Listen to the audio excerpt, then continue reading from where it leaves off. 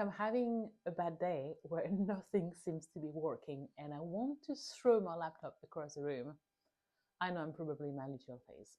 So instead of burning your business to the ground, this is what to do if you don't want to fall into the mental dramas that comes with luteal phase and PMS symptoms, and actually harness this energy to make your business better. Hi, I'm Marie-Chloé Tess. I've got an MSc in entrepreneurship and I am a marketing energetics coach, which means I work with service-based spiritual entrepreneurs to create sustainable success without burning out. So the luteal phase of your cycle is literally the last one.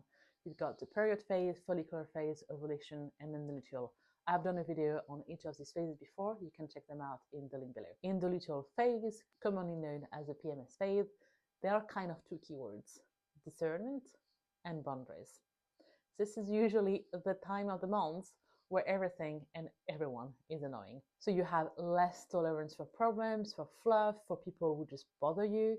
So if you have a client who's like, kind of so usually, I can promise you, in your PMS week, they will become so annoying.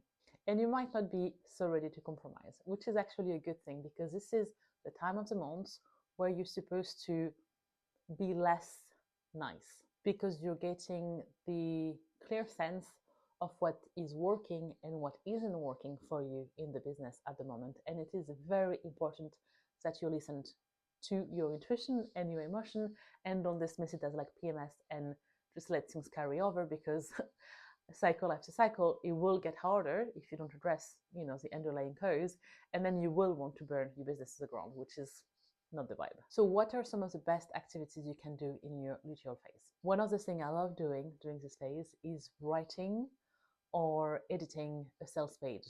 So when you do so, you will be so much more direct. So where you might be very, fluffy and sugarcoating thing in your ovulation phase, because that's when you're designed to be really social and appealing to people, in your luteal phase, you will be so straight to the point and direct. And this is an energy that's amazing to channel. That's amazing to channel in your sales page, because people will get to see the real you, and letting out some of this tough love energy can actually do wonders for your business. It's also a good time to write content about, your offer and have really straight to the point sales posts. It's also a time to evaluate your offers. So if you are working one-on-one, or if you have a group program or a membership or whatever it is, if you notice that it is really draining on you and that it's really making you really impatient, and you feel like nothing is working again during this week, once more, do not ignore it, but see what's underlying. So it might be that you have a week where you work with 30 clients, back to back, one-on-one, and on the week of your period, you find like it's a bit much and everybody's like, annoying the heck out of you. This is a good time to listen and to start taking some distance and working on your business.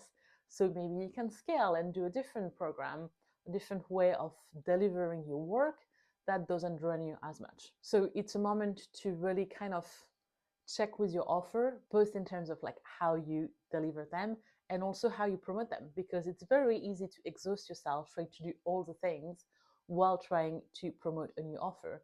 And of course, trying to do all the things doesn't work. It's better to do a few things really well, working on your messaging and of your offer, making sure that it speaks to the right people and actually moves them to speak action on one offer, rather than having like 12 different offers that, will feel like a lot, especially at this time of the month to manage. So it's really the week where literally take a notebook and make notes of what isn't working for you and start finding solutions. That's literally the week where you will see your problems under a magnifying glass, but you will also be able to find very easy, straight to the point, actionable solutions to them. So for example, it might mean also automating or deleting or outsourcing some of the most repetitive, boring part of your business processes. This is really the time to close loops and to simplify and streamline.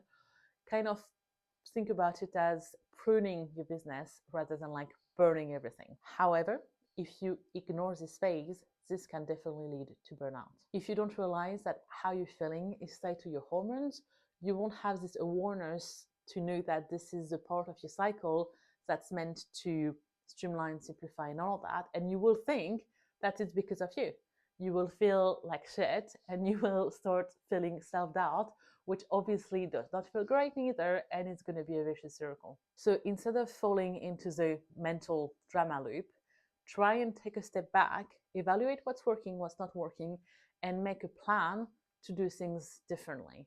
Because as I said, if you don't do things differently, you can't expect different results, and it will get worse. It's also not a time of the month to be social. That was ovulation, that's behind you. It's not a time to try and push your energy outward when all you want to do is just basically be left alone. Make the most of this time to be left alone and to work on your business. Because at the end of the day, a business that's sustainable is one that is going to naturally support your energy cycles. Think about this week as your inner project manager that tells you where your business is leaking energy. So each part of your cycle serves a different purpose. And once you start working with the specific energy of each part, that's when your business becomes way more enjoyable, sustainable, and also profitable. And of course, there is way more to your energy than your menstrual cycle. Inside Overflow, I teach my clients how to build a business that supports their lifestyle. So yes, they can take a week off during their period if they want to for resting, but they can also take some time off if their kiddo is sick, if they want to go on holidays, without risking their income. We work on clarifying your message so it's easier to explain what you do and to have people buy your offers. We work on creating offers which are aligned to your energy in your current season of life. So that means not doing 100 appointments a week if you're on limited capacity, or not doing a low-cost membership if what you really want is actually working deep in very specific one-on-one container. And generally adopting an energy first strategy that is based on you and that also gets you results even on a grumpy day. If you want to check out the details of the program, I'll put the link in the description down below. Thank you for watching.